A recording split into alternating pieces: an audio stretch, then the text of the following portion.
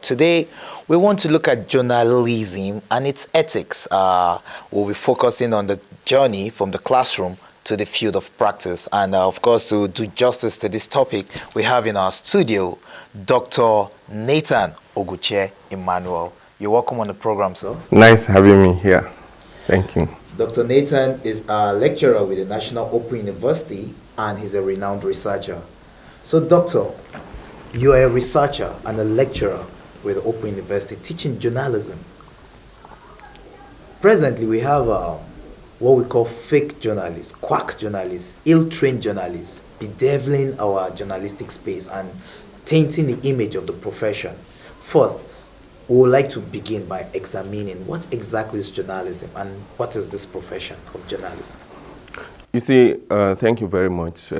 Journalism basically has to do with information.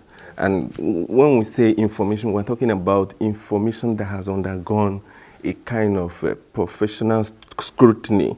All right? And you talked about the fact that there are so many mushroom individuals, all right, personalities that are also doing the job of information.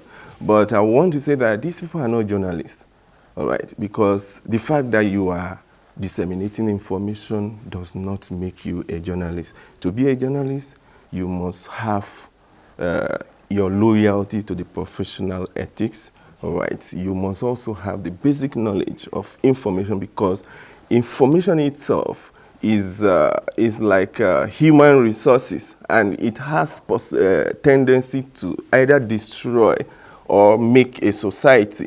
So if you are giving out information, you have to be certain about the consequences of what you are giving out. Okay. All right. But for those that are not journalists, they don't think about it. They think about how to make money and how to create a kind of traffic to their particular website. These are the things that differentiate professional journalists from non-professional. Now, when we talk about journalism and its ethics, as a lecturer, what are these ethics that are taught in the classroom? What are these ethics that a journalist must possess to qualify as one? You see, the issue of ethics is not relative to journalism alone. Every profession, be it medical, be it law, or be it journalism, has its own ethics. And this ethics stipulates the boundary in which that profession operates. It specifies the kind of responsibility that the practitioner or the practitioner have towards the society, towards the profession, and towards himself as an individual. Yes. So these ethics are many. Like if you go through the NUJ Code of Ethics, I think there are about 15 of them listed there. You talk about accuracy, right, and fairness. You also talk about editorial independence. Ethics in journalism also talked about areas that has to do with how to treat children and minors. It has to do with plagiarism and so many other things. So these ethics specify the responsibility of journalists within certain code of conduct. And these ethics are what make you a journalist, actually, your ability to adhere to them, your ability to be loyal to these ethics. Because, you know, journalism is based on trust. And for any information given out, you must ensure as a professional, you must ensure that it undergoes certain professional procedure. All right, this professional procedure is what gives credence and credibility to whatever content you give out. Doctor, presently, with the kind of journalists that we have, the kind of information coming out, especially in this time of political agitations, as we build up to the 2023 general elections, what are your thoughts? How do we, let's say, how do the ordinary person know that this information is coming from a credible journalist, a professional? How are you able to identify quacks from the real? You see, there are very important developments that are different developments that are going on in the profession at the moment, and it's as a result of internet. All right. Now, internet has blurred a kind of line between news content that are generated by professionals and those content that are generated by non-professional. So most of the time, you discover that within the media space, there are challenges in terms of identifying the contents that is produced by professional journalists and the content that is produced by ordinary citizens. All right? And because these citizens do not have, they are not too loyal to journalism because they have different agenda why they set up their various platforms.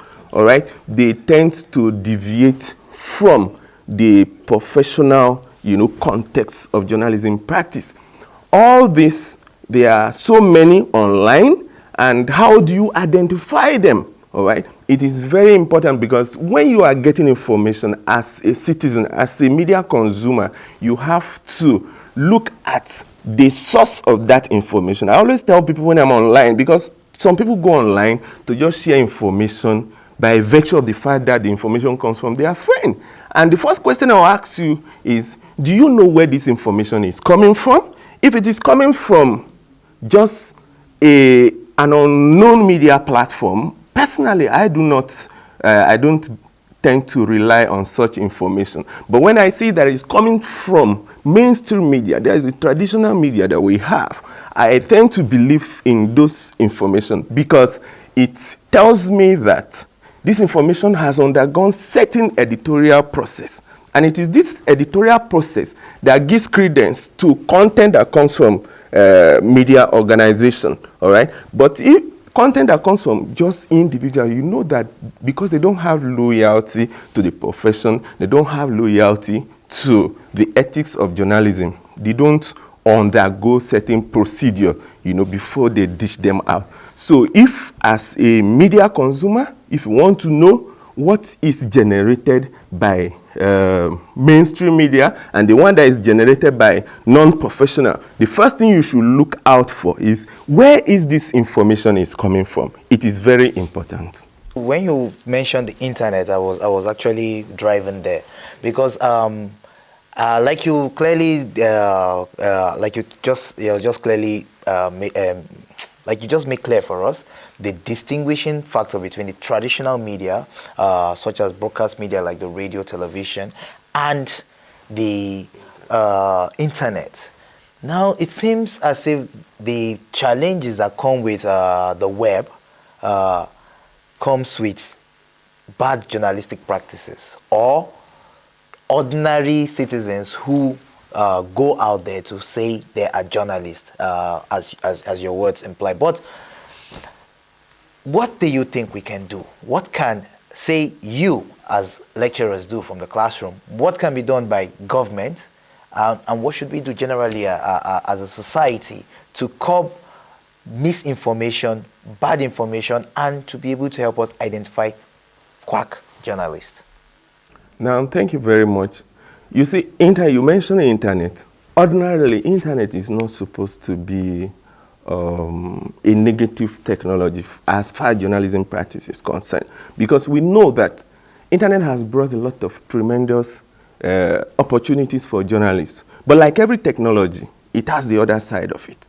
And what we see in terms of fake news, what we see in terms of misinformation, what we see in terms of hoaxes that we have online today are just the other side of internet technology. All right? Now, like I mentioned earlier, if we want to curb some of these things, we need to understand that the audience who are the consumer of the information that we generate, they must have this knowledge. There is what we call media literacy. And audience should have media literacy. And media literacy means that whatever information that you consume online, you must have idea about the consequences of that information. You must have idea about where that information is coming from. You must also have idea about the implication of consuming that information. If you have this idea, it will be very difficult for you to be misled by others. I hope you've been finding our discussion interesting as we've been talking about journalism, its ethics, and how to identify fake and quack journalists in our society. And of course, our guest is Dr. Nathan Oguche, Emmanuel, a lecturer with the National Open University and a friend of the house. You're welcome once more on the program, sir. Thank you very much.